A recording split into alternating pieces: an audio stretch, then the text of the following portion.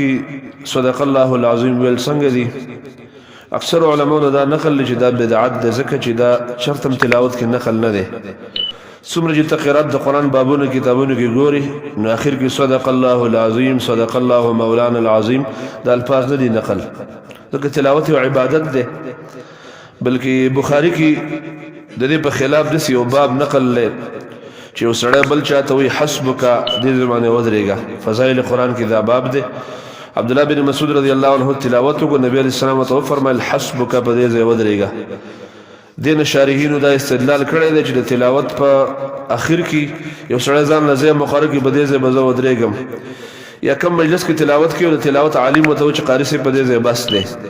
دا خبره ثابت ده په حدیث کې په خلاف د دې خبرې چې صدق الله العظیم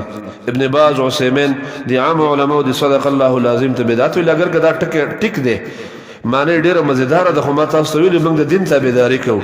زمنګ نبی ډیر تلاوتونه کول او صحابه ډیر تلاوتونه کول لاغي په اخر کې دا نه ثابت چې نه ثابت د دینه پرېز کول پکار دي